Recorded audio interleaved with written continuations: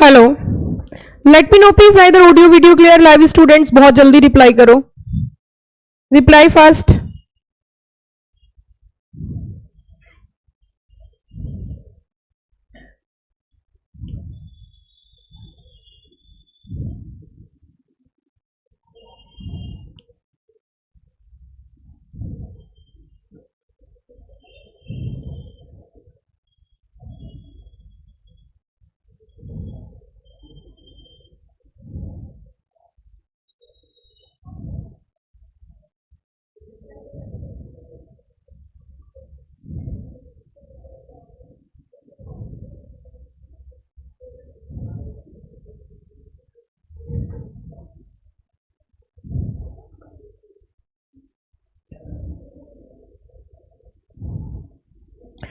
हाँ जी बच्चों, live students please reply fast either the audio video clear. एक बार जल्दी से रिप्लाई करें, क्या ऑडियो वीडियो क्लियर है?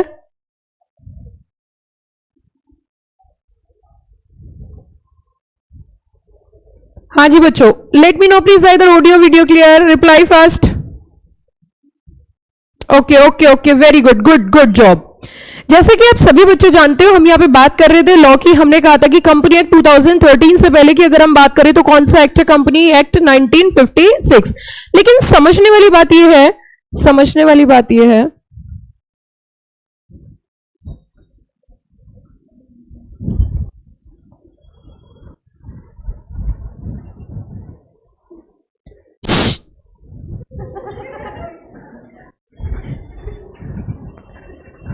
काफी अच्छा मौसम है सोने लायक।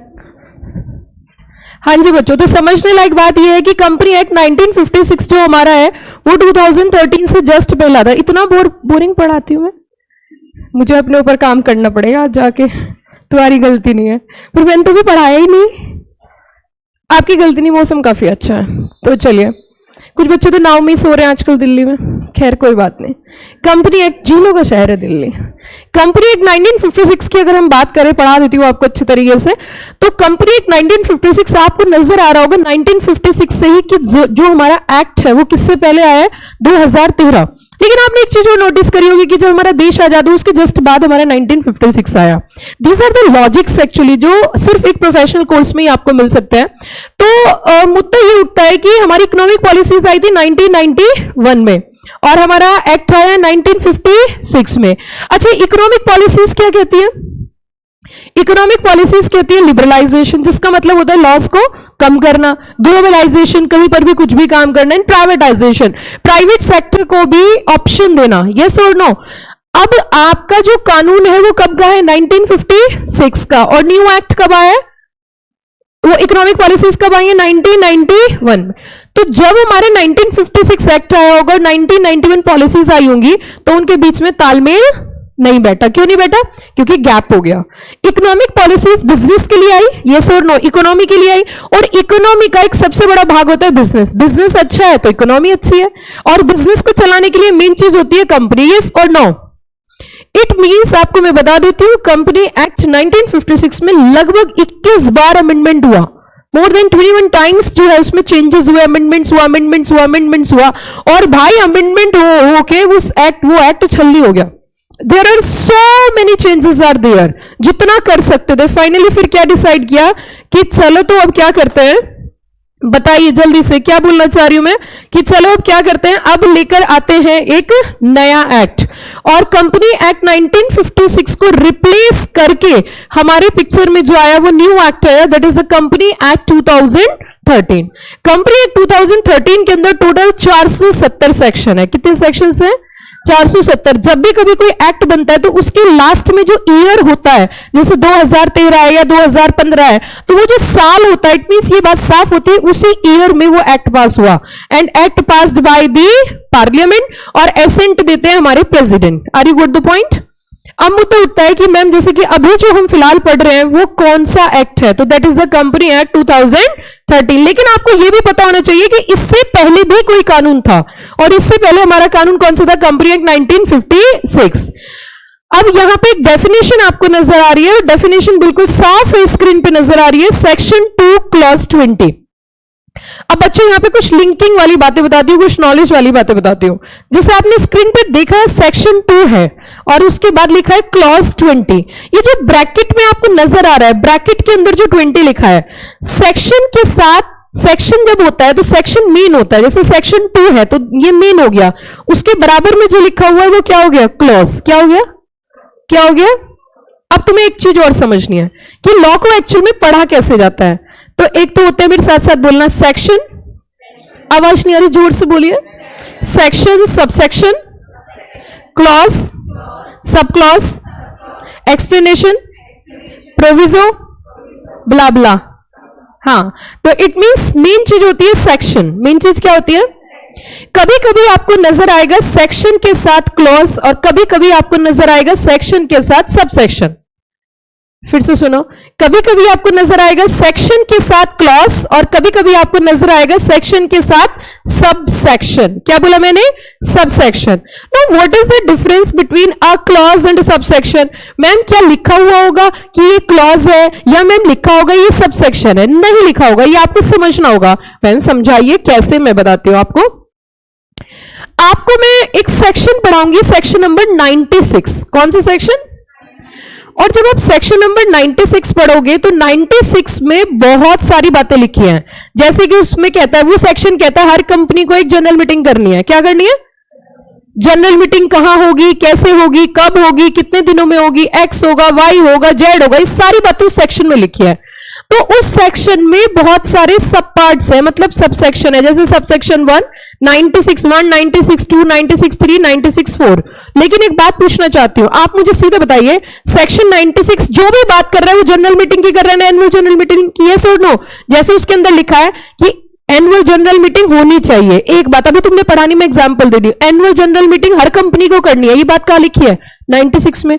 एनुअल जनरल मीटिंग जो है साल में एक बार आपको करनी है, ये बात कहां लिखी है, 96 में।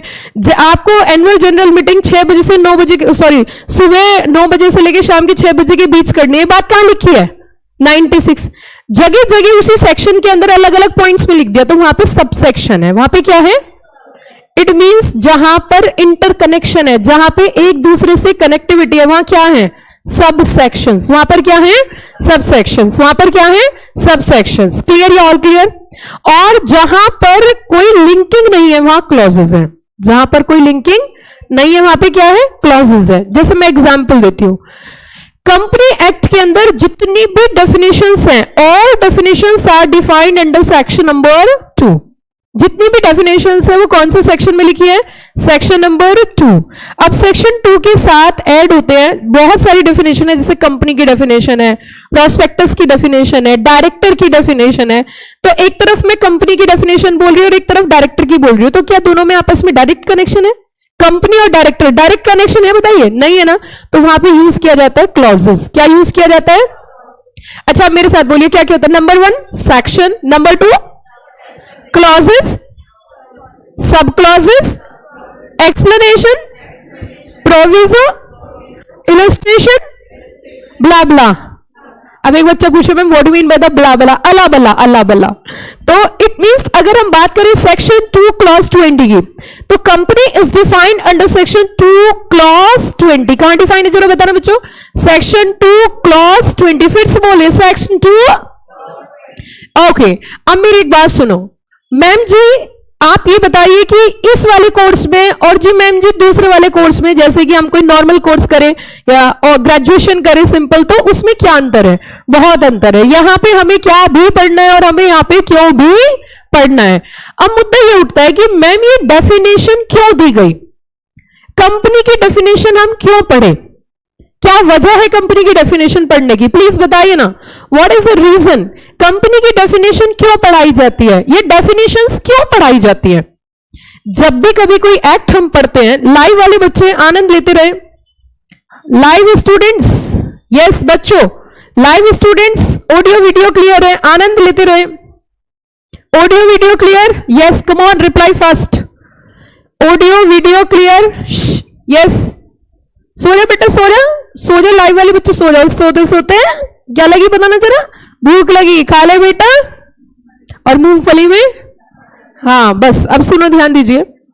मैं आपसे ये कहना चाह रही हूं कि डेफिनेशंस, किसी भी एक्ट को आप पढ़ोगे, एक्स वाई जेड कोई भी एक्ट पढ़ेंगे, उसके अंदर डेफिनेशंस होंगे, लेकिन मुद्दा उठता है कि डेफिनेशंस क्यों होती हैं, उसके पीछे का क्या कारण है। मैं आपको समझाती हूं। हमने कहा एक नाम ले लेते हैं, Siddhi Gupta, Siddhi Jain, both are the same thing. Siddhi Gupta, एक बच्ची का नाम है सिद्धि गुप्ता और दूसरी बच्ची का नाम है सिद्धि जैन, क्या दोनों सेम है? दोनों अलग है। दोनों अलग कैसे हो गए? नाम तो एक ही है, सरनेम अलग है। अच्छा, एक सिद्धि गुप्ता है, एक सिद्धि जैन है, तो सिद्धि जैन अलग है और सिद्धि गुप्ता अलग है। हाँ, क्यों बताइए? क्योंकि उनका सरनेम उनके साथ ऐड है। अब बच्चों मेरी बात सुनो, एक परिवार होता है और उस परिवार के अलग अलग सदस्य होते हैं और उसके परिवार से उसकी पहचान होती है। Are you got the point? It mean Siddhi Jain belongs from Jain family and Siddhi Gupta Gupta family. इतनी बात समझ में आई? अब जैसे हम कंपनी एक्ट पढ़ेंगे तो कंपनी एक्ट के अंदर बड़ी सारी बातें लिखी होंगी, जैसे लिखा होगा हर कंपनी को जनरल मीटिंग करनी है। मैंने क्या बोला? हर कंपनी को, जोर से बोला, हर कंपनी को। अब हमें तो यही नहीं पता कि हर कंपनी कौन सी कंपनी। जी मैम जी, अब हमने तो आज तक सुना नहीं कंपनी का मतलब क्या। क्या पार्टनरशिप फर्म भी कंपनी में आती है? क्या सोल प्रोप्राइटरशिप फर्म भी कंपनी में आती है? क्या आपकी एचयूएफ भी कंपनी में आती है? क्या कोऑपरेटिव सोसाइटी भी कंपनी में आती है? मैम हमें तो कंपनी का मतलब ही नहीं पता। यस और नो? जब कंपनी एक्ट के अंदर कोई नियम लिखा है, ये नियम लागू होता है हर एक कंपनी के ऊपर। मेरी बात सुनना ध्यान से। कंपनी एक्ट के अंदर क्या है? नियम। देयर आर सो मेनी नियम are there. What do mean by the नियम? Rules. There are so many provisions are there जो कि कंपनी को चलाने के लिए लगाए जाते हैं।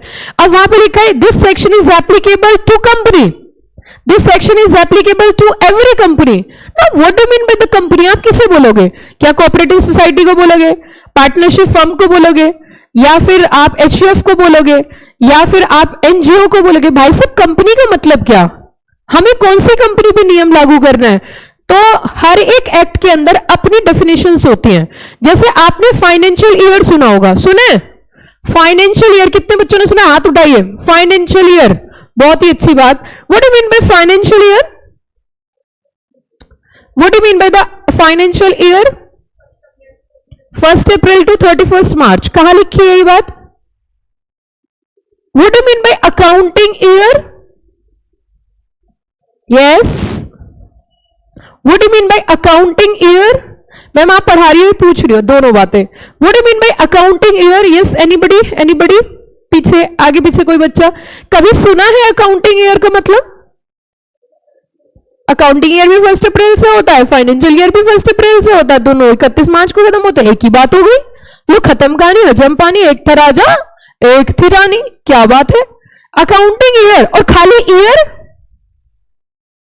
Calendar year? Calendar year 1 April to 1 April, अच्छा 1 January, oh sorry 1 January to 31 December. Where it is defined? अगर मैम इतना ही पता होता तो यहां क्यों आते? पता ही तो करने आए। देखिए सुनिए, अकाउंटिंग ईयर का मतलब होता है जिसमें आपके अकाउंट्स क्लोज हो रहे हैं, और जरूरी नहीं है वो 1 अप्रैल से हो। नहीं समझ में आया? अकाउंटिंग ईयर का मतलब क्या? जहां आपके अकाउंट्स क्लोज हो रहे हैं, क्योंकि फाइनेंशियल ईयर फॉलो करना जरूरी है, इसीलिए अकाउंटिंग ईयर खत्म करना पड़ता है। अकाउंटिंग ईयर का मतलब क्या? अच्छा कहीं लिखा हुआ देखा है अकाउंटिंग ईयर? कहीं लिखा देखा है अकाउंट्स में? कहीं पढ़ा अकाउंटिंग ईयर? अरे कहीं तो मैम 12वीं नहीं पास की हमने, यू नो कोविड था, लाइव क्लासेस चलती थी, टीचर्स बोलते थे बच्चे बनाते, सुनते नहीं तो नहीं सुनते।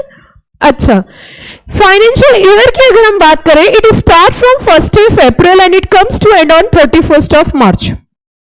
और ये बात लिखी हुई है, फाइनेंशियल ईयर भी डिफाइन किया गया कंपनी एक्ट के अंदर। फाइनेंशियल ईयर में कहा कि ये शुरू होगा 1 अप्रैल से और ये खत्म होगा 31 मार्च को। अब अगली बात सुनना, काम की बात सुनना। हमने कहा ठीक है जी, कंपनी एक्ट के अंदर लिखा है every company is required to follow a financial year, every company. अब हमने कहा जी फिर ये नियम तो कंपनी के ऊपर लागू हो गया, तो कंपनी का मतलब क्या? जो भी बात कर रहे हैं कंपनी से शुरू हो रही है और कंपनी पे ही खत्म हो रही है, चाहे financial. This section is every company is required to at least 2 directors, private company 2, public company 7, XYZ। मतलब हर जगह शब्द कंपनी आ रहा है, हर जगह शब्द। अब मैम हमारा क्वेश्चन ये है, देखो थोड़ा सा ऊपर एडवांस लेवल पर लेके जाऊंगी फिर नीचे लेके आऊंगी। मैम हमारा क्वेश्चन ये है, मैम अगर कोई हमारी कंपनी बाहर काम कर रही है तो क्या ऐसा हो सकता है, या मैम बाहर की कंपनी इंडिया में काम कर सकती है? फिर से सुनो, क्या कोई इंडियन कंपनी फॉरेन में जाके काम कर सकती है, और क्या कोई फॉरेन कंपनी इंडिया में आके काम कर सकती है? Is it possible? और मैम बताइए, जैसे मान के चलो फॉरेन कंपनी इंडिया में काम करने आई तो क्या उसके ऊपर भी कंपनी एक्ट लगेगा? मैम मेरा क्वेश्चन सुनना, क्या उसके ऊपर भी कंपनी एक्ट लगेगा? अगर इंडिया में काम करने आ रही है तो क्या उसके ऊपर भी कंपनी एक्ट लगेगा? बताइए, पीछे से कौन बताएगा, लगेगा कि नहीं लगेगा? कंपनी एक्ट लागू होगा, पर क्यों? पर क्यों? क्यों? लॉजिक बताइए, कौन बताएगा? कंपनी एक्ट उनके ऊपर लागू क्यों करेंगे? क्योंकि आप हमारे यहां पे आए हो, आप हमारे यहां पे बिजनेस करोगे, हमारे यहां पे काम करोगे, हमारे लोगों से पैसे लोगे, हमारे यहां पे प्रॉफिट कमाओगे, तो आपको हमारे नियम भी मानने। अच्छा एक चीज और, छोटी सी पॉइंट है, हालांकि बहुत बड़े लेवल की बात है, लेकिन मैं जानना चाहती हूं। जैसे मान के चलिए कंपनी एक्ट के अंदर बहुत सारे सेक्शंस हैं, तो क्या सारे नियम लगा दिए जाएंगे? ये कुछ सोच के बताओ, मैं आपको डेवलप करना चाह रही हूं। मैं चाहती हूं कि ईईटी के बच्चे एक्सट्रीम स्टूडेंट हो, आपके हिसाब से सारे प्रोविजन, सारे सेक्शन उनके ऊपर लगाने चाहिए फॉरेन कंपनी के ऊपर, या कुछ सेक्शंस? सोच के बताओ, सोचोगे तभी आपको अच्छा बहुत अच्छा बेस क्लियर होगा। भैया देखो, कंपनी ऑलरेडी नियम पालन करके कंपनी बनी होगी, यस और नो? और कंपनी बनी कहां है? फॉरेन कंट्री में, और वहां पे जब बनाई गई होगी तो वहां के नियम लागू हुए होंगे, वहां के सेक्शंस अप्लाई हुए होंगे, यस और नो? बताइए ना, क्योंकि जब कोई कंपनी इंडिया में बनेगी तो इंडियन एक्ट के हिसाब से बनेगी, कोई फॉरेन कंपनी फॉरेन में बनेगी तो फॉरेन एक्ट के हिसाब से बनेगी। परंतु जब वो इंडिया में काम करने आएगी तो उसके ऊपर सारे सेक्शन नहीं लगाए जाएंगे, कुछ ही सेक्शंस उसके ऊपर लागू किए जाएंगे। क्लियर या ऑल क्लियर? समझ में आ रही है बात? तो यहां पे इन्होंने बताया कंपनी का मतलब, क्योंकि एज ए कंपनी सेक्रेटरी जब कोई सेक्शन लिखा होगा, कोई प्रोविजन लिखा होगा कि this section is applicable to company, तो what do mean by company? तो पूरे एक्ट के अंदर जहां पर भी कंपनी मीनिंग आएगा उसका मतलब यही होगा। उसका मतलब क्या? ऐसी कोई भी कंपनी, ऐसी जो फॉर्म हुई है और रजिस्टर हुई है, जो फॉर्म हुई है और रजिस्टर हुई है अंडर कंपनी एक्ट 2013, या तो कंपनी एक्ट 2013, या फिर कोई प्रीवियस कंपनी लॉ, या फिर कोई प्रीवियस कंपनी लॉ, इससे पहले किसी लॉ के तहत बनी है। और इससे पहले भी बात किसकी हुई है? अगर इससे पहले की भी बात करें तो कंपनी लॉ की ही बात हुई है, यस और नो? पहले भी बात हुई है तो नाम क्या लिखा गया है? Previous company law. It means what is the similar thing in both these things? मतलब कंपनी एक्ट के तहत ही बनी हो, या तो इस वाले के या इससे पहले वाले के, चाहे इस एक्ट के अंदर डिफाइन है या इससे पहले एक्ट के अंदर डिफाइन है, लेकिन कंपनी एक्ट के अंदर डिफाइन होनी चाहिए, कंपनी एक्ट के तहत बनी होनी चाहिए, कंपनी एक्ट के नियम उसने पालन किए हो, यस और नो? तो फिर से मेरे साथ पढ़िए, company means a company, company means a company formed and registered under कहां पर? कंपनी एक्ट 2013 और any other previous company law. इसका मतलब एक बात साफ हो गई, किसी भी कंपनी को चलाने के लिए क्या कंपनी एक्ट की जरूरत होगी कि नहीं होगी? जब भी कभी कोई कंपनी इंडिया में चलेगी तो उसे किसका पालन करना पड़ेगा? कंपनी एक्ट का। अब वो कंपनी चाहे पुरानी कंपनी है या कंपनी चाहे नई कंपनी है। मैम आपने पुरानी क्यों बोला? बताइए मैंने पुरानी क्यों बोला? एक बार ताली बजाओ सारे बच्चों, क्योंकि सब बच्चों को धीरे धीरे अच्छी अच्छी झप्पियां आ रही है। यस, ताली बजाओ, 1 2 3। जो जितनी धीरे धीरे ताली बजाएगा उसे उतना लंबा साल। वेरी गुड, बहुत बढ़िया, तेज तेज, बहुत अच्छे। बहुत ही बढ़िया। जो जितने धीरे धीरे ऐसे ताली बजाते हैं ना, जो ऐसे, वो ऐसे ही सीएस बनता है, और जो तेज तेज ताली बजाता है वो जल्दी जल्दी सीएस बनता है। आपने कुछ लोगों को देखा चलते हुए कैसे चलते हैं, ऐसे लगता है धरती चल रही है, ऐसे बाइसेप जबरदस्ती चल रहे हैं, पैर नहीं उठाना चाहते। वो जो ऐसे चलते हैं ना, ऐसे पैर नहीं उठाना चाहते, उनकी लाइफ भी ऐसे घिसड़ जाती है। इसीलिए थोड़ा पैर को सही से रखें, अपने अंदर अपने आप को मशीन समझो। मशीन का मतलब समझते हो, फटाफट से, आलस नहीं होना चाहिए। रात को 11 बजे आपके पापा ने कहा बेटे एक गिलास पानी, तुरंत उठे एकदम पानी लेके, मशीन की तरह, मशीन की तरह बिहेव करो। ये नहीं कि पानी पीने वाले का ही मन हट जाए, आपको मशीन की तरह बिहेव करना। You are so young, enthusiastic and energetic, है ना। नींद आपको आना लाजमी है, क्योंकि नींद का जो है माहौल इतना अच्छा है, बहुत अच्छे एसी चला हुआ है, बंद करवा देते अभी नींद गायब हो जाएगी, तो इसीलिए सोना नहीं है ना। तो अब सुनो मेरी बात, देखो कितनी काम की बातें सिखा रही हूं, इससे आपको, देखो आपको आपसे मैंने कुछ चंद रुपए लिए हैं, जितने हमने आपसे पूरे सेशन में चार्ज किए ना, उतने आप एक दिन में बैठ के कमाओगे, एक दिन में, 1 घंटे में कमा के ले जाओगे।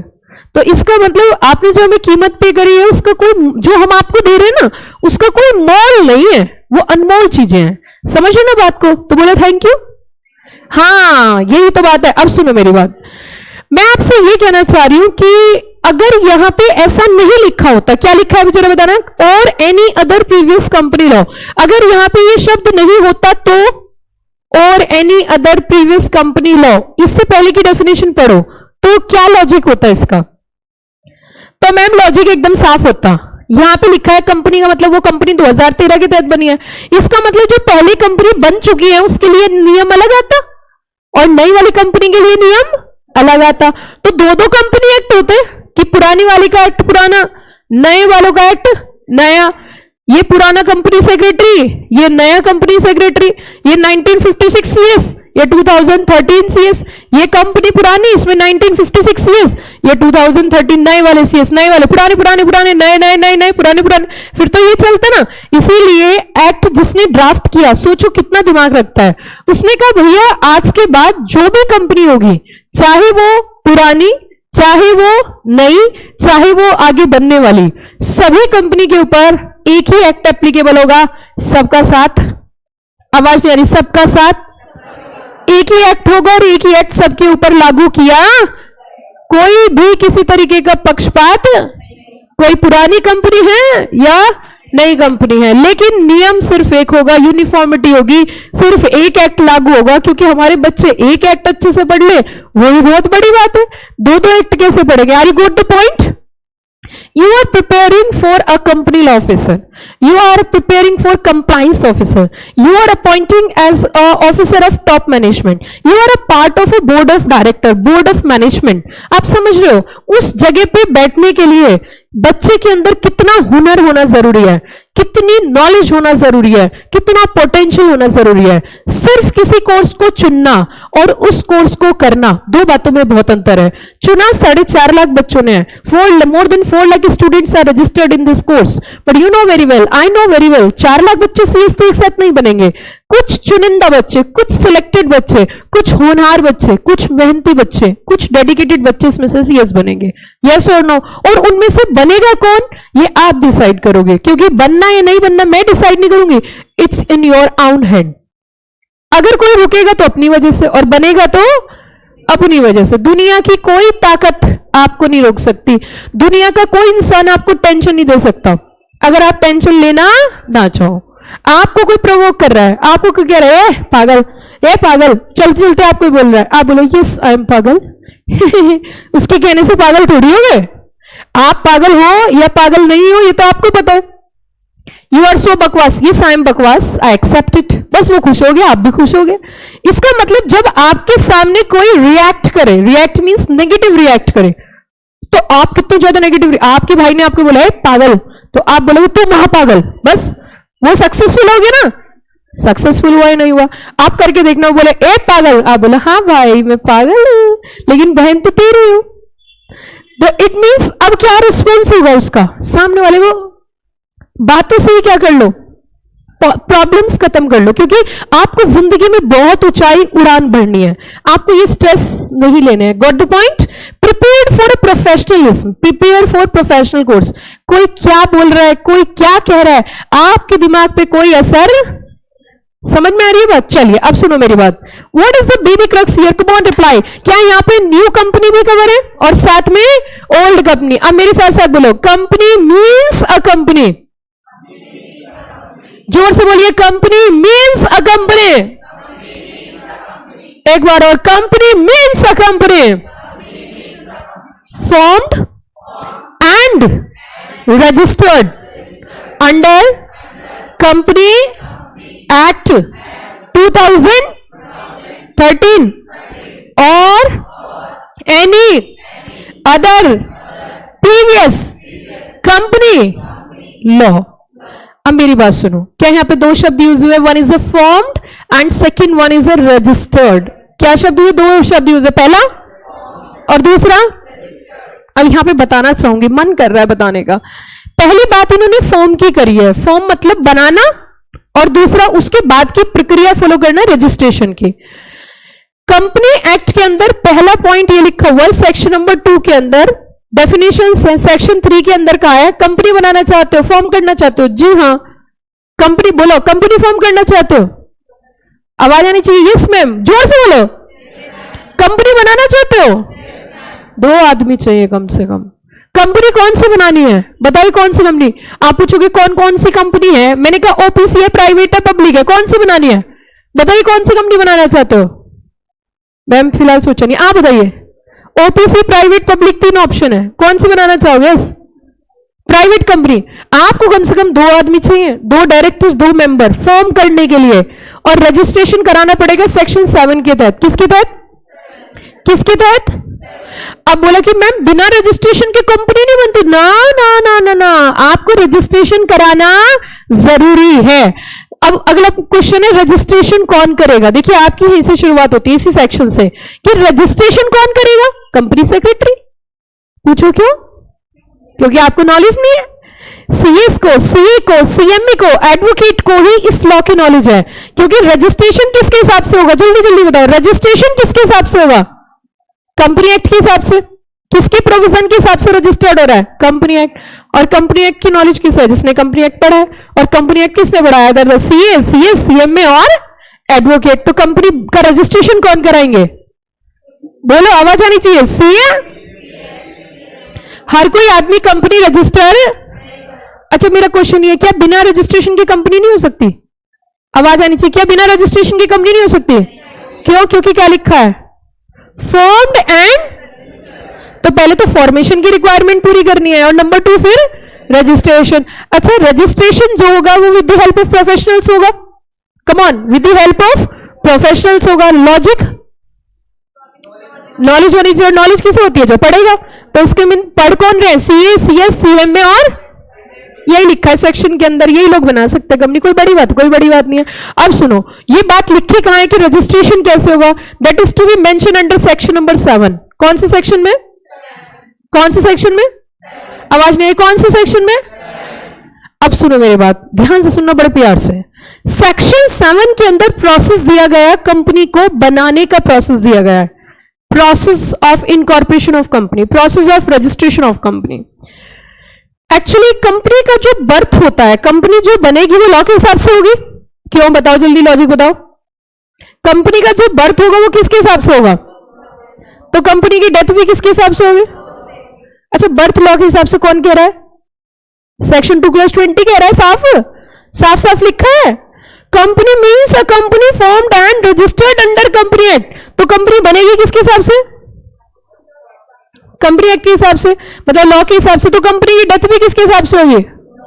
कोई नेचुरल पर्सन, कोई नेचुरल पर्सन, कोई नेचुरल पर्सन जिए, कोई नेचुरल पर्सन मरे। कंपनी की सेहत पे कोई असर, क्योंकि कंपनी का बर्थ कैसे होता है, तो डेथ भी कैसे होगी। अब सुनो, सेक्शन 7 को आपको सीएस ईटी से लेके CS executive, CS professional, even in your professional career, हर जगह याद करना है, हर जगह काम करना है। सेक्शन 7 को याद करने की बड़ी ही आसान टेक्निक मेरे पास है। सेक्शन 7 के जो प्रोसेस ऑफ इनकॉर्पोरेशन है। क्या बोला मैंने? Process of incorporation. PROCESS। क्या बोला मैंने? PROCESS। प्रोसेस हो गया। अब अगली बात सुनो। अगली कहानी ये है बच्चों, प्रोसेस की तो हम बात कर ही रहे हैं, अगली कहानी ये भी है कि आपने एक गाना सुना होगा, 7 फेरों से बंधा ये जन्मों का बंधन। आवाज अगर अच्छा लगे तो वाह वाह जरूर करना। 7 फेरों से बंधा ये जन्मों का बंधन। वाह वाह कर दो। इरशाद ऐसे वाह वाह करोगे जबरदस्ती, वाह वाह वाह वाह, ऐसे नहीं, सही से। फिर से सुनो, 7 फेरों से बंधा ये जन्मों का बंधन। अब बढ़िया से वाह करो, लगना चाहिए ना वाह वाह कर रहे, इसलिए थप्पड़ मारिए, वाह कर वाह कर वाह। तो अब देखिए, जो कंपनी का बर्थ होता है ना, वो सेक्शन 7 के हिसाब से हो रहा है। तो 7 फेरों से बंधा जन्मों का बंधन है। क्यों? क्योंकि ये तो जन्मों जन्मों तक चलने वाला है। याद रखनी है आपको ये सेक्शन, इवन हमेशा के लिए। तो मैंने क्या बोला? 7 फेरों से बंधा ये, बोलो वाह वाह। इरशाद इरशाद, सुभान अल्लाह, ऐसे बोलनी चाहिए वाह वाह। मैं बोलती बच्चों वाह वाह बोलो, बच्चों बोले वाह वाह वाह वाह, ऐसे नहीं, सही सही वाह वाह बोलनी चाहिए। सेक्शन 7 के अंदर कंपनी का इनकॉर्पोरेशन दिया है। अब सुनो, जब कंपनी को इनकॉर्पोरेट करते हैं तो उसके डॉक्यूमेंट्स तैयार होते हैं, यस और नो। और जो डॉक्यूमेंट्स तैयार होते हैं, वो डॉक्यूमेंट तैयार कौन करेगा? जिसे लॉ की नॉलेज होगी। सिंपल सी बात है, बताओ कौन? प्रोफेशनल्स। तो प्रोफेशनल तो हायर करना पड़ेगा और उसको तो पैसे देने ही पड़ेंगे। अब यहां पे इन्होंने कहा कि कंपनी सेक्रेटरी का जो रोल है वो स्टार्टिंग से एंड तक है। जहां जहां लॉ होगा वहां वहां सीएस होगा, जहां जहां तू होगा। अब सुनना, मजा है, फिर से वाह करना, लेकिन इस बार वाह कैसे करोगे? अच्छे तरीके से। कसम है तुम्हें कंपनी लॉ की, सुबह सुबह। तो जहां जहां तू होगा मेरा साया तेरे साथ होगा, आगे आगे कंपनी लॉ होगा और पीछे पीछे कंपनी सेक्रेटरी होगा। इरशाद इरशाद, सुभान अल्लाह। फिर से सुनिए, जहां जहां तू होगा मेरा साया तेरे साथ होगा, आगे आगे कंपनी लॉ होगा और पीछे पीछे कंपनी सेक्रेटरी। इट मींस वाह वाह, इरशाद इरशाद, सुभान अल्लाह। अब सुनिए मेरी बात। इट मींस हमने एक बात समझ ली है कि company secretary and company law का एक गहरा रिश्ता है और इस सब्जेक्ट में आपको मास्टरी करनी है, एक्सपर्टाइजेशन करनी है। और मैं अपने पूरे एफर्ट्स लगा दूंगी खुल खुल के, एक एक पॉइंट, एक एक सेक्शन, एक एक डेफिनेशन, एक एक मीनिंग, सब समझना है। We have ample time to understand all the things in a detail manner. Got the point everybody? अब यहां पे एक और कहानी मैं आपको समझाने जा रही हूं जो कि आपके आगे चल के भविष्य में और अभी भी काम आएगी। कंपनी लॉ के अंदर 2 प्रकार की डेफिनेशंस आपको नजर आएंगी।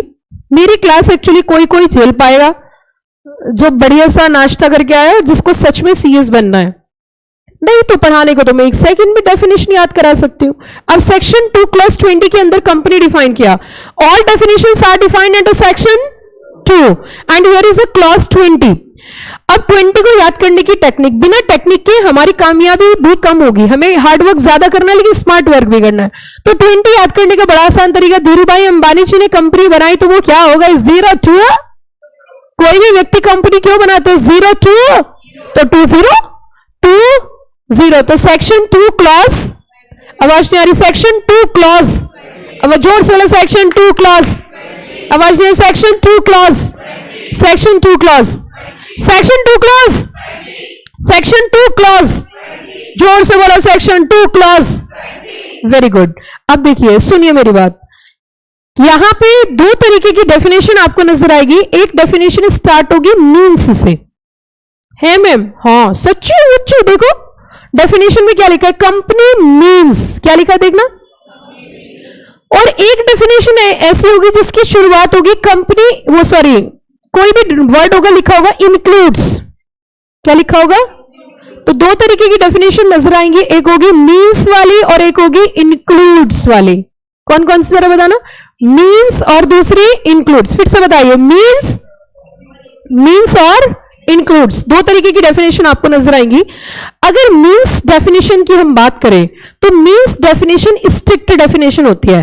जैसे आपने देखा कुछ कुछ फैमिलीज ऐसी होती हैं, कोई भी आ जाओ भाई, आ जाओ बैठो, नाश्ता करो, चाय पियो, खाना खाओ, एडजस्ट हो जाओ। कुछ कुछ फैमिलीज ऐसी होती हैं, कुछ कुछ ऐसी होती हैं, हम नहीं किसी को बुलाते, हम नहीं किसी के यहाँ जाते, हमको पसंद नहीं है हमारे यहाँ कोई आए, हम भी किसी के यहाँ नहीं जाते। ये कैसे वाले ये लोग हैं? हाँ जल्दी बताइए। बच्चे भी, मुझे तेरे साथ नहीं खेलना, मम्मा ने मना करा, तू गंदा बच्चा है। मतलब आप किसी के साथ एडजस्ट नहीं हो रहे, ऐसा क्यों? दो तरीके की फैमिली मैंने बताई, एक कैसे कोई रास्ते में से भी जा रहा, अरे भाई चाय पी के जाइए, चाय पियेंगे। एक ऐसा कोई आ गया, कोई है ही नहीं, घर पे ही नहीं है, कोई है ही नहीं कोई, कल आना, सब अंदर चले गए। इसका मतलब दो फैमिली किस किस टाइप की हो गई? दोनों में क्या अंतर है? बोलो ना। एक तो चलता हुआ आम बेचने वाला, आम बेच रहा भाई, बहुत थक गया होगा, आगे बैठ जा, पानी पी ले, दो बात करेंगे, आजा, बिठा लिया, बातचीत स्टार्ट कर दी। इतनी फैमिली कैसी बताइए ना? मीन्स वाली फैमिली है। हाँ, अब घर जाके बच्चे कह रहे मम्मी मीन्स गिलास मीन्स अ गिलास which is to be made by steel, खाना मीन्स अ खाना which is to be given by mummy. अब ऐसे नहीं करना। ये दो फैमिली की बात करी मैंने। एक कौन सी वाली फैमिली जरा बताओ? एक ऐसी फैमिली है, आम बेचने वाला जा रहा है, कोई भी जा रहा है, XYZ, उसे बुला लेते हैं। देखा आपने इसे कभी? किसी किसी का व्यवहार ऐसा हो तो चल रहे हैं, चलते चलते कोई नमस्ते और ठीक है, घर में सब कुशल मंगल, बच्चे क्या कर रहे हैं, ऐसा लगता है वही मां बन गई। इतनी कभी कभी आपने देखा होगा कुछ ऐसी आंटी, आपको आपकी बहुत ज्यादा बहुत दिल से करीब आंटी होंगी, जो आपकी मम्मी की सहेली होंगी, उनको अपने बच्चों के बारे में कुछ नहीं बदलेगी ना, आपके बारे में हर रिपोर्ट चाहिए। कितने नंबर आए हैं, किस सब्जेक्ट, आपकी मम्मी को पता नहीं पता, उनको पता होना चाहिए। क्या कर रहे हो, और इवन ये भी बताओ कितने दिन में बन जाओगे CS। जैसे पैसे वही खर्च कर रहे हैं बस, और अब तो काम मिल गया। ये सारी चीजें मैं आपको भुक्त में भी बता रही हूं। हमारे पास, मेरे पास फोन कभी किसी का नहीं आता था, लेकिन 2 तारीख फिक्स थी, 25 अगस्त से 25 फरवरी। 25 फरवरी को एक्चुअली CS का रिजल्ट फिक्स है, ET का नहीं, एक्जी का और प्रोफेशनल का। ET में तो सब पास ही हो जाते हैं, एक्जी और प्रोफेशनल का रिजल्ट फिक्स है 25 फरवरी और 25 अगस्त। जिंदगी में ये 2 तारीख ऐसी थी, खाना तो खाना ही नहीं उस दिन। पूछो क्या? पास हुए तो खुशी में नहीं खाना, कंप्यूटर को हिला के देखते थे, तू सही कह रहा है, सही है ना, और अगर फेल हुए तो ऐसा लगे दुनिया खत्म हो गई, बस मर गए भाई, मर गए, है ना। मंडे की बात इसलिए इतने महीने पढ़ाई करी, उसके बाद किस रिजल्ट देखने अगर जाते थे, रास्ते में जो भी भगवान की प्रतिमा दिखती थी, शिव जी बचा लेना, हनुमान जी आज कर दो, बस जो भी करना है बेड़ा पार कर दो। रास्ते में कोई लड़की मिली, कन्या कन्या कन्या, देवी आज बचा ले, कुछ भी हो। और इवन कुछ बच्चे तो इतने ज्यादा वो हो जाते हैं रिजल्ट को लेके कि अगर पिछली बार बरसात हुई और वो पास हो गया तो भगवान से रिजल्ट की बरसात हो जा, मैं पास हूं, मैं शगुन बन जाएगा। और अगर किसी से रिजल्ट दिखवा दे तो उसी से, तू ही देख के बता दे यार, जैसे वो भगवान है वो ही बता देगा। और उसके बाद रिजल्ट आ जाता है, जब मान लो पॉजिटिव रिजल्ट है तो कूदते हुए घर आते हैं, और नेगेटिव है तो कंप्यूटर वाला पैसे, तुझे पैसे की पड़ी है, फेल हो गए, तू पैसे मांग ले, है ना। तो 25 तारीख तो फिक्स है, उस दिन अगर आप पास हुए तो किसी का फोन नहीं आएगा, हम सोचते हैं यार कोई तो फोन कर ले, जब कोई नहीं करता फिर फोन कर, हाँ हेलो पास हुए हम, ठीक है। और जिस दिन नेगेटिव रिजल्ट आता है, अब मान चलो रिजल्ट देख के घर पहुंचे तो मम्मी बड़ी परेशान, पापा भी बड़े परेशान, बच्चे को देख के अपने बच्चे का रिजल्ट नेगेटिव आ गया है, कोई दिक्कत नहीं, अब जैसे तैसे बच्चे को खाना खिलाए, खा ले, नहीं मम्मी मैं नहीं खाऊंगी, जैसे तैसे बच्चे को खाना खिला रहा है, वो खाना वाना खा के बेटा फिर फोन आ गया, हाँ रीना क्या हुआ, फेल होगी, फिर रख दिया, शाम तक तुम्हें रुलाएंगे। इसीलिए एक प्रोफेशनल कोर्स है, try to understand the real test of this course, इसमें ये सब चीजें चलता है, it's normal, it's common, don't take stress, मतलब बेशरम हो जाना एक तरीके से, क्या हो जाना, पास हो जाए तो बहुत अच्छी बात है, और फेल हो गए तो कौन सी बड़ी बात है। अच्छा बात भी कौन बनाएंगे, बात कहेंगे भी कौन, जो खुद कुछ नहीं है। अब जैसे आप CS कोर्स आपने ज्वाइन किया होगा तो आपको कुछ लोग मिलते होंगे, क्या कर रहे हैं CS कंप्यूटर साइंस, बस पहला दिमाग वही खराब, भाई साहब तुझे ये नहीं पता कि इसकी फुल फॉर्म क्या है, कंप्यूटर साइंस। दूसरा क्वेश्चन आप बोलोगे नहीं, आपको बड़ा हर्ट होगा, नहीं कंपनी सेक्रेटरी ये क्या होता है, दूसरा अटपटा सवाल, ये क्या होता है, मतलब दुनिया की हर चीज तुम्हें पता होना जरूरी है, तुम कलेक्टर हो, डिप्टी हो, डायरेक्टर हो, क्या हो कि नहीं, ये कौन सा कोर्स है, हमने कभी नहीं सुना, तो चलो आंटी वही कोर्स करेंगे जो आपने सुना है, बताओ कौन सा करें, ठीक है। उसके बाद फिर चलो आपने बता दिया, फिर आप बताने की कोशिश भी कितनी अच्छी करते हैं बच्चे, CA सुना है, CA सुना है, हाँ CA तो बहुत मुश्किल कोर्स है, अब सुना है, बस उसी के जैसा है CS, अच्छा तू कर लेगी, लो भाई साहब दूसरी बेइज्जती है, अब ये कॉम्प्लीमेंट है, ये कमेंट है, ये इज्जत पे सवाल है, ये क्या चीज है? तू कर लेगी? हाँ हाँ कोशिश कर रही हूं। अच्छा अच्छा ये बता दे, लास्ट क्वेश्चन, इसका कॉलेज कौन सा है? बस तू कॉलेज बता दे। अब बच्चे का जवाब, कॉलेज तो आंटी है ही नहीं। कैसे कॉलेज, कैसे कोर्स करवा रहे हो तुम? इसका कॉलेज भी नहीं है कोई। तो मतलब हर वो चीज जो सबको पता हो वही आप करो, उन्हीं के हिसाब से करो। So don't take stress. एक बार एक कलेक्टर है अभी एट प्रेजेंट, वो अपनी बात बता रहे थे, कह रहे क्या हुआ एक बार मैं बचपन में बच्चों की जैसे पिटाई होती है ना, तो मेरी खूब पिटाई हुई। अब पिटाई होने के बाद पेरेंट्स बोलते थे तू पढ़, और मैं थोड़ी देर पढ़ के ही सब कुछ अपना कर लेता। कुछ बच्चे होते ना कालिदास टाइप, पढ़ा और फेंक दिया, याद हो गया। अब उस बच्चे की बहुत पिटाई लगी। पिटाई लगने के बाद वो बच्चा एज यूजुअल अपने कमरे में गया, उसने गेट बंद कर लिया। अब पेरेंट्स पहले तो मार कूट लेते हैं, जितनी उनसे हाथ साफ होता उतना कर लिया। उसके बाद उन्हें यह भी लगता है कि बच्चा खुश भी रहे। अभी इंसान है, थोड़ी बहुत देर के लिए तो मायूस होगा, इज्जत तो उसके भी भले ही कम हो। तो अब वो क्या हुआ, वो रूम के अंदर चला गया। अब पेरेंट्स ने सोचा यार बच्चा पीट दिया, रूम के अंदर चला गया, तो कुछ गलत स्टेप ना उठा ले, जैसे आप समझते ना कुछ गलत ना कर ले। अब पेरेंट्स जो है विंडो से ऐसे देख रहे हैं, झुक झुक के। देखा गया बच्चे ने म्यूजिक सिस्टम चला गया, गाने गा के वो डांस कर रहा है। अब वो डांस क्यों कर रहा है? क्योंकि उसे पता है वो पढ़ रहा है, उसे किसी को कुछ बताने की जरूरत नहीं है। तो इसीलिए खुश रहो, आनंद में रहो, मस्त रहो, स्वस्थ रहो और पढ़ते रहो, बस आपको मंजिल मिल जाएगी। मेरा यही फंडामेंटल है। मुझे नहीं पता इस लक्ष्मी नगर में क्या हो रहा है, आई डोंट नो। मैं अपनी गाड़ी से आती हूँ, मुझे बस ये पता है कि गाड़ी कहाँ खड़ी करनी है, जगह मिल जाए, दैट्स इट। खड़ी करने के बाद मुझे पता मेरी कोचिंग है और मैं बस आपको जानती हूँ। इसके अलावा मुझे दुनियादारी से कोई मतलब नहीं है। वापस जाऊंगी पढ़ा के, बढ़िया से गाने, जितने दुनिया के अच्छे गाने हैं धांसू वाले वो चलाओ, अपने घर पहुंच जाओ। एक दिन बहुत ट्रैफिक था, 2.5 घंटे ट्रैफिक में हो गए, मैंने अपने मस्त गाने चला रखे बेस ट्यूब में, गाने सुन रही हूँ। बराबर में बाइक वाला मुझे देख के जल रहा है, जल्द मुझे मजा आ रहा है। अब ट्रैफिक है तो है ना, इसमें इरिटेट होने की क्या जरूरत है? तो enjoy your life in your own way. Are you got the point everybody? पहले मैं कुछ प्रोफेशनल्स को देखती थी, उन्हें देख के ऐसे बात कर लो ना, जैसे मतलब हमारे घर में भी प्रोफेशनल्स है, उन्हें देख के ठीक हो, हाँ ठीक है, बताओ क्या करना है, मतलब ऐसे लगता है वैसे कितनी फ्रस्ट्रेशन है। तो don't take stress, be cool and calm, बस पढ़ाई करो। Got the point? तो अब देखिए इसमें क्रक्स पे डेफिनेशन क्या हुई, new company plus old company, दोनों कंपनी कवर हो गई। अब आगे सुनो। अब अगला पॉइंट यहां पे हमने डेफिनेशन की बात करी थी। There are two types of definition, one is a means and second one is a includes. It means where the means definition is defined under company act, it means it's very clear. Means का मतलब है इसके अलावा और कुछ भी उसमें cover नहीं हो सकता। कंपनी का मतलब सिर्फ वही कंपनी है जो एक्ट के तहत बनी है, इसके अलावा और कोई भी किसी भी तरीके की कंपनी इसमें कवर नहीं है। क्लियर या all clear?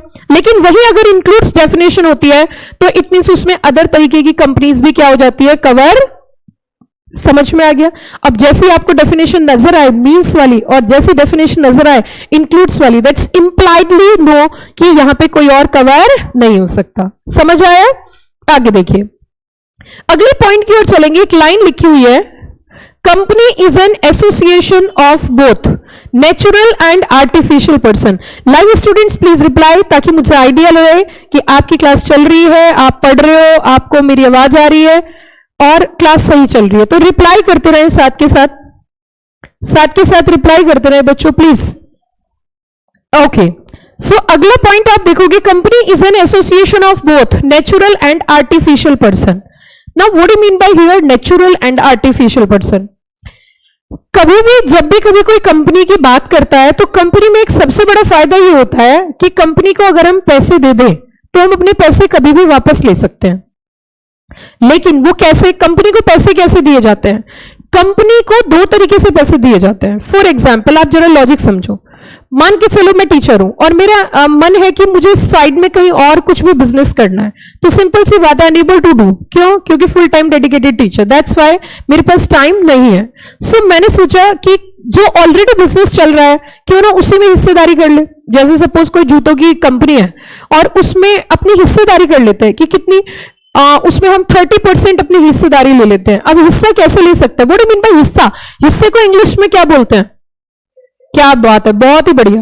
It mean simple, it's very simple. हम उस कंपनी के शेयर लेते हैं, शेयर दे दो, हाँ शेयर दे दो पैसे ले लो, हमने उसे पैसा दे दिया। अब यहाँ पे एक हमारे माइंड में रिलैक्सेशन है कि हमने उनको जो पैसा दिया वो पैसा कंपनी को दिया। अब कंपनी उस पैसे से क्या करेगी, बिजनेस करेगी और रिटर्न में फिर हमको जो भी बचेगा वो देगी। लेकिन मुद्दा ये उठता है कि कंपनी में पैसा लगाने का सबसे बड़ा फायदा यही होता है, बहुत सिंपल भाषा में बता रही हूं, कि आपका जब मन चाहे उसमें से पैसा निकाल सकते हो। उसी के साथ सपोज अगर हम पार्टनरशिप फर्म में बिजनेस करते हैं, फॉर्म में, तो हम अगर पार्टनर बन के बिजनेस करते तो इट्स वेरी टफ कि हम उसमें से पैसा निकाल सके तुरंत के तुरंत। क्यों बताइए? क्योंकि पार्टनरशिप फर्म में सारे पार्टनर्स की कंसेंट चाहिए और पार्टनरशिप फर्म को डिसॉल्व करना पड़ेगा, उससे पहले रियलाइजेशन अकाउंट बनाने पड़ेंगे, सारा बिजनेस वाइंड अप करना पड़ेगा, तब जाके आपका पैसा मिलेगा। आई एम राइट और रॉन्ग? और वो भी मिलेगा नहीं मिलेगा depend upon situation of firm.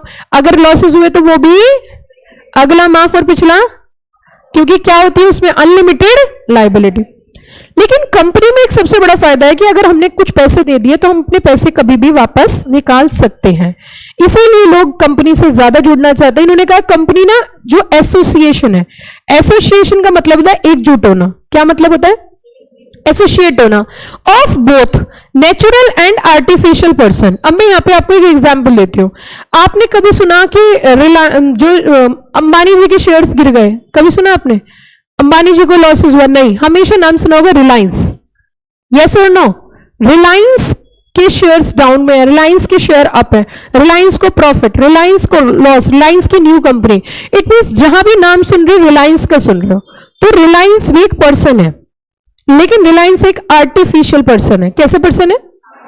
जो सिर्फ लॉ की आईज में पर्सन है, जबकि एक्चुअल में वो पर्सन नहीं है। तो ये कहते हैं कि भैया जी कंपनी जो है एक एसोसिएशन है, उसमें दोनों एकजुट हो सकते हैं, both natural and artificial person. कौन कौन से जरा बताना?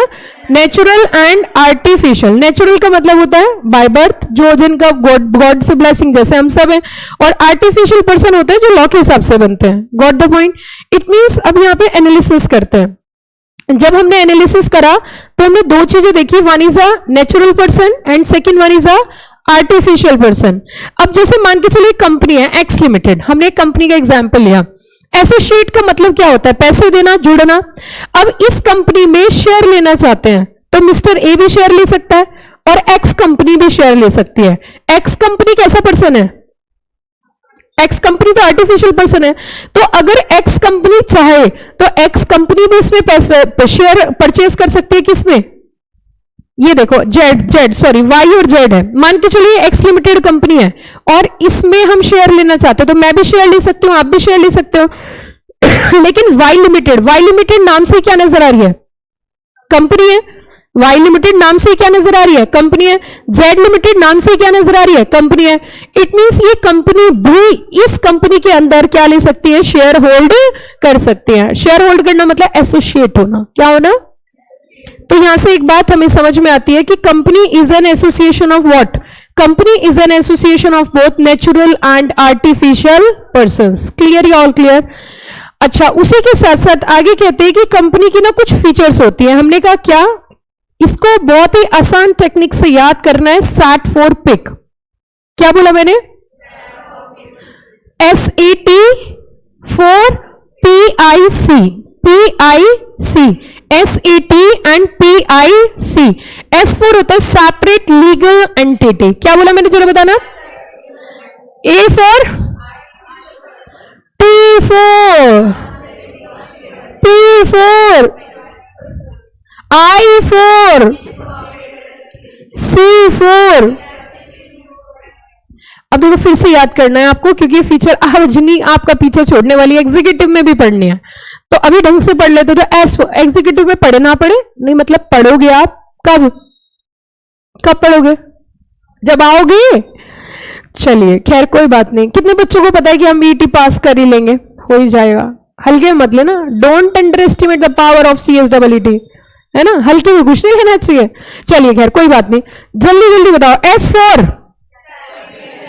आवाज तेज आनी चाहिए। S for, A for, T for, P for, I for, C for.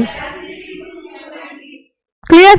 तो ये हो गया हमारा सेट फॉर पिक, और ये हमेशा आपको काम आएगा और हमेशा आपको याद रखना है।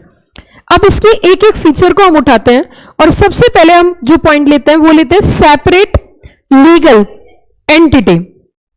लीगल का मतलब, सेपरेट का मतलब होता है अलग, लीगल का मतलब लॉ की निगाहों में, एंटिटी मतलब एग्जिस्टेंस। क्या मतलब? पहचान एक तरीके से। इट मींस कंपनी की कानून की निगाहों में एक अलग पहचान है। कंपनी की कानून की निगाहों में एक क्या है? अलग पहचान है। कंपनी की कानून की निगाहों में क्या है? अलग पहचान है। क्लियर या ऑल क्लियर? उसे बोलते हैं separate legal entity. A for है हमारा आर्टिफिशियल पर्सन। क्या बोला मैंने? T for transferability of share. लेकिन सबसे पहले हमें जो समझना है वो समझना है सेपरेट लीगल एंटिटी। इसी वजह से, ये जो वजह है ना जो आपको सामने स्क्रीन पर नजर आ रही है, ड्यू टू दिस रीजन, इसी वजह से सब कंपनी से जुड़ना चाहते हैं। क्योंकि कंपनी से जुड़ने का सबसे बड़ा फायदा ये होता है कि जब भी कभी हम कोई व्यापार, जब भी कभी कोई बिजनेस स्टार्ट करते हैं, उससे सबसे पहले स्ट्रेस होता है कि बाप बढ़ाना भैया, और मजा है तो वाह वाह जरूर करना, बाप बढ़ाना भैया, आमदनी अठन्नी, खर्चा रुपया। सुनिए, दोबारा सुनिए, मजा है तो वाह वाह करना, ठीक है। बाप बढ़ाना भैया, सबसे बड़ा आमदनी अठन्नी, खर्चा रुपया। तो क्या होगा बताइए, जल्दी बताओ फटाफट से। वाह वाह नहीं करो तुम, पहले वाह वाह करो। पीछे लड़के बहुत कंजूसी कर रहे हैं, टाइम लग जाए, सीरियस बने हुए। फिर से सुनना, देखो इस पॉइंट में भी लाइन में छुपी है ना, बाप बढ़ाना भैया, ये तो कम से कम सेक्शन याद ना करके जाओ, ये तो याद कर जाओ, किसी को चुटकुला सुनाने में काम आ जाएगा। जैसे इसकी ग्रुप में बैठे तो बोले बाप बढ़ाना भैया, सबसे बड़ा रुपया, आमदनी अठन्नी, खर्चा रुपया, ठीक है। तो बाप बढ़ाना भैया, सबसे बड़ा रुपया, आमदनी अठन्नी, वाह वाह, अभी इरशाद कर दो, वाह वाह, इरशाद, सुभान अल्लाह, धन्यवाद वाह वाह करने के लिए। बच्चों मैंने यहां पे बोला आमदनी अठन्नी, खर्चा रुपया, इसका मतलब क्या है? What do you mean by this? आमदनी अठन्नी, खर्चा रुपया, इसका लॉजिक क्या है? Ma'am please try to understand, I don't know what do you mean by the अठन्नी हियर। पहले आप अठन्नी के बारे में बताइए। हाँ हाँ, 50 पैसे इज इक्वल्स टू अठन्नी। कितने बच्चे कहते हैं अठन्नी एंड 50 पैसे is equals to both are the same thing? अच्छा बताइए, चलो मैं आपसे बेसिक बातें पूछती हूँ। एक्चुअली मुझे ना मुझे जब कुछ पढ़ाना होता है तो कुछ बेसिक बातें भी पढ़ानी पड़ती है। जैसे मैं बच्चों को ऊपर सीएस एग्जीक्यूटिव में बच्चों को पढ़ा रही थी कि भैया 3 लोग होते हैं, कंज्यूमर एक्ट पढ़ा रही थी, एक ड्राइवर, एक कंडक्टर, एक हेल्पर। एग्जीक्यूटिव वाले बच्चों को, वो आपसे सीनियर है, ड्राइवर, कंडक्टर, हेल्पर। अब मैंने पूछा बेटा ड्राइवर को जानते? जी मैम। कंडक्टर? कुछ बच्चों ने बताया कंडक्टर का meaning. What do mean bye conductor? देखो यहां तो भाई साहब और छोटे बच्चे हैं। What do mean bye conductor? Ticket काटते हैं। अच्छा अब सुनना जरा, what do mean bye helper बेटा? हेल्पर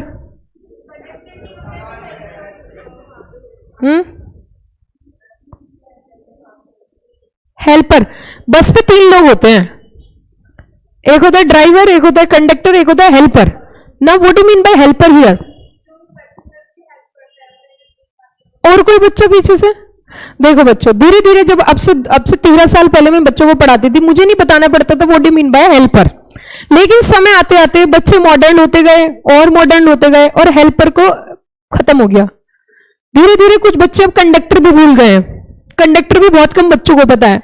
ये वक्त है, और कुछ दिनों बाद आपके पास जो जनरेशन आएगी 10-15 साल बाद, अभी तो मैं पढ़ा लूंगी, 20-25 साल उम्र है मेरी, तो अब जब मैं अब से 20 साल बाद बच्चों को पढ़ाऊंगी, मैं पूछूंगी बेटा what do mean bye driver? I don't no ma'am. मैंने रीजन, मैम जरूरत ही नहीं है, सेल्फ चलती है कार आजकल।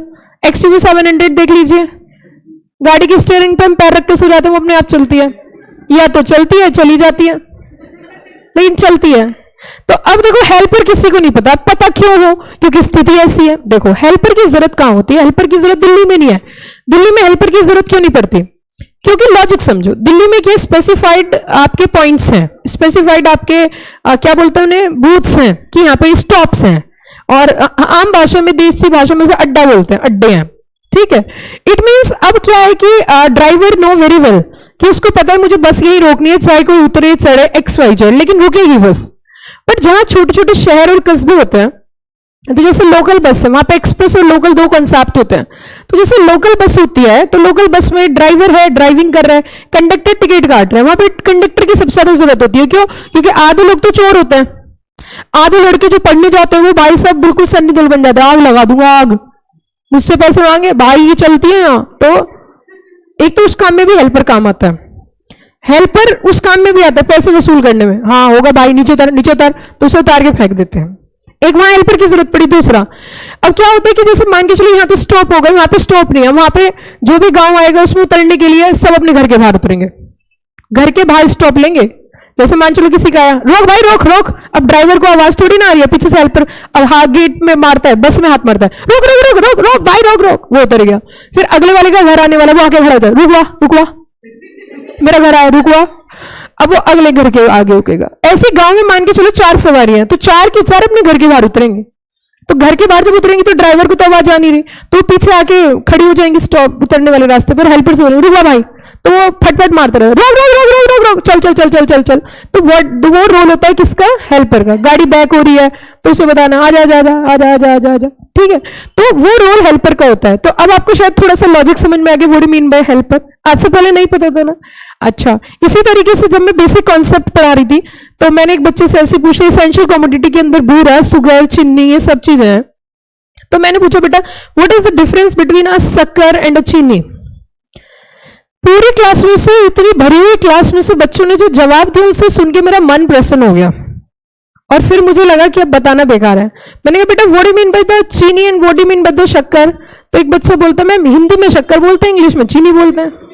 अब जब थोड़ी सी और मॉडर्न इंग्लिश आ जाती है तो वहां चीनी को भी शक्कर बोलते हैं। अब डिफरेंस करके बताओ। अच्छा, फिर मैंने दूसरे बच्चा बोला मैम मुझे पता, मुझे मुझे मुझे लगा बड़ा कॉन्फिडेंस बच्चा, मैम बूढ़ा एंड शक्कर बता दो सेम थिंग। मैंने क्या बात है, किसी को नहीं पता व्हाट डू मीन बाय शक्कर। अब देखो उस लड़की को भी पता, क्योंकि उसका रिएक्शन साफ बता रहा है। क्या है शक्कर? कितनी तगड़ी इंग्लिश बोल दी उसने। शक्कर means jaggery powder. What mean by jaggery powder is equals to गुड़ की छोटी बहन।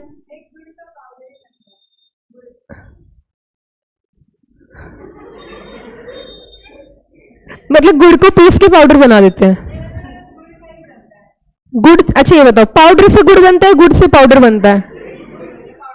गुड़ से पाउडर। देश का नाश हो गया भाई, सच बता रही हूं मैं। वो प्रोसेसिंग होती है, प्रोसेसिंग के दौरान शक्कर या गुड़ क्या बना रही है, it is a choice of the बनाने वाले के ऊपर, ठीक है। तो गुड़ को पीस के पाउडर नहीं बनता है, ठीक है। चलिए खैर कोई बात नहीं, ये सब चीजें चलती हैं और आपकी गलती नहीं है। अब से 10 साल बाद जब मैं बच्चों को पढ़ाऊंगी तो मैंने शक्कर बताऊंगी ही नहीं, मैं बोलूंगी ना sugar free sugar is equals to शक्कर, and where there are more sugar then is equals to चीनी। Got it? यही बात है। तो कोई दिक्कत नहीं है, सब चलता है। क्योंकि देखो पहले तो माता जी बोलते थे, फिर माँ भी कहने लगे कुछ स्टाइल में। हमारे टाइम में कुछ बच्चे मॉम बोलते थे, लेकिन हम पूरी मम्मी बोलते थे। आधी कटी हुई क्यों बोले, पूरी बोलेंगे मम्मी। अब मॉम मतलब ऐसा लगता है आधा काट दिया। अब एक ही तो एक को तो पूरा बोलेंगे ना मम्मी, ठीक है। फिर कुछ मॉम बोलने लगे, अब मॉम भी नहीं बोलते, अब दोनों का आधा आधा बोलो, मम्मा मम्मा। अब ज्यादातर क्या बोलते हैं, mama. Mama is equals to style word and mummy is equals to Hindi word. Okay, तो धीरे धीरे कल्चर आ रहा है। पहले दीदी बोलते थे, अब दीदी नहीं बोलते, अब क्या बोलते हैं, डी। अब सीधा डंडी, है ना, सीधा बोल देना। तो इट मीन्स आप इधर जरा थोड़ा सा समझे। सेपरेट लीगल एंटिटी का लॉजिक ये है कि अगर आप किसी भी ऑर्गेनाइजेशन में पैसा लगाते हो, जब भी कभी किसी ऑर्गेनाइजेशन को, किसी बिजनेस को स्टार्ट करते हो, there are so many uncertainties are there, because future is nobody knows कि क्या होगा।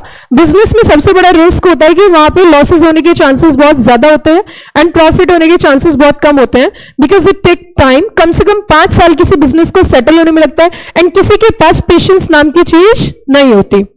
इसीलिए एक तरफ देखा जाए, अगर कंपनी को लॉसेस हो जाते, कंपनी फॉर्म में बिजनेस करते हैं और लॉसेस हो जाते हैं, तो वहां पे स्ट्रेस लेने की जरूरत नहीं है। क्यों नहीं है? क्योंकि यू नो वेरी वेल, वहां पे जो आपके लॉसेस है, जो कंपनी के लॉसेस है, वो आपके लॉसेस नहीं है। लेकिन वही जब एक नॉर्मल दुकानदार, नॉर्मल बिजनेसमैन अपना बिजनेस करता है, तो वहां पे जो लॉसेस होता है वो उसको पर्सनली बियर करने पड़ते हैं। लेकिन एक नुकसान होता है, और वो नुकसान ये है कि there are so many formalities are there, so many law compliances are there. तो देखिए अभी इसको धीरे धीरे पढ़ना। Entity of a company separate from its members, एक वर्ड लिखा है यहां पे, क्या बताइए जल्दी से, सेपरेट फ्रॉम इट्स मेंबर्स, दूसरा वर्ड लिखा डायरेक्टर्स, एंड तीसरा वर्ड लिखा promoter. Company having its own personality which is known as corporate personality, which is known as corporate personality. सबसे पहला पॉइंट आपको समझना होगा मेंबर किसे बोलते हैं, दूसरा पॉइंट डायरेक्टर किसे बोलते हैं, और तीसरा पॉइंट प्रमोटर किसे बोलते हैं। तो देखिए मेंबर का मतलब होता है जो कंपनी में शेयर होल्ड करता है, और डिटेल में तो अभी आगे बताऊंगी। मेंबर का मतलब है जो कंपनी में शेयर ले रहे हैं। तो मैम क्या शेयर लेना मेंबर कितने होना जरूरी है? तो सेक्शन नंबर 3 ने पहले बोल दिया था कंपनी बनाने की, हाँ अगर कंपनी बनानी है तो कम से कम मिनिमम मेंबर होने चाहिए। तो मेंबर का मतलब क्या है here, what do mean by member here? जो शेयर्स होल्ड करते हैं, या और डिटेल में बताऊंगी। दूसरा डायरेक्टर, डायरेक्टर होते हैं जो कंपनी को डायरेक्शन दे रहे हैं। डायरेक्शन कैसे? अब जिन लोगों के पैसे वो तो कंपनी के बाहर है, तो उस पैसे को आपने किसे दिया? कंपनी को। और कंपनी कैसा पर्सन है? आर्टिफिशियल, उसके पास अपना दिमाग। तो अब ऐसे लोगों की जरूरत है जिनके पास क्या है? दिमाग है, जो कंपनी को क्या दे सके? डायरेक्शन।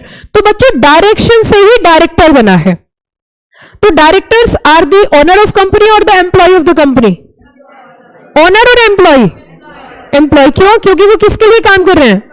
कंपनी के लिए। क्लियर हो गया?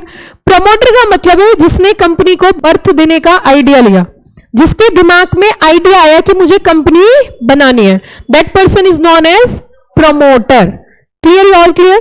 तो यहां पे कहते हैं कंपनी का मतलब है वो जो कि सबसे अलग है, कि किस किस से, ना तो मेंबर से कनेक्टेड है, मेंबर से भी अलग है, डायरेक्टर से भी अलग है, और प्रमोटर्स, उसकी अपनी एक अलग पहचान है लॉ की निगाहों में, that is known as separate legal entity. Clear, all clear? अब इसी से कनेक्टेड हमारा एक केस है, और बहुत सारी चीजें हैं, केसेस और प्रोविजंस हैं। यहां पे जितना भी पढ़ो, देखो मैं आपसे यही बताना चाहूंगी, जितना यहां पर अच्छी तरीके से पढ़ लोगे उतना ही एग्जीक्यूटिव आसान हो जाएगा।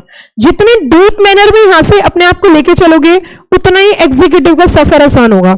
नहीं तो CSEET को घर पे भी बहुत सारे बच्चे पढ़ते हैं, किसी से भी पढ़ते हैं, लेकिन जो एक बेस क्लियर होना बहुत जरूरी है। एग्जीक्यूटिव बहुत मुश्किल हो जाता है पढ़ाना अगर बच्चों का बेस क्लियर ना हो। समझ में आ रही है बात? तो इसके बाद के स्टेप्स हम नेक्स्ट क्लास में, कल की क्लास में हम पढ़ेंगे। अब आपकी फर्दर एक और क्लास होगी जो सर लेंगे। ठीक है बच्चों? किसी बच्चे को कोई डाउट हो तो प्लीज बताइए।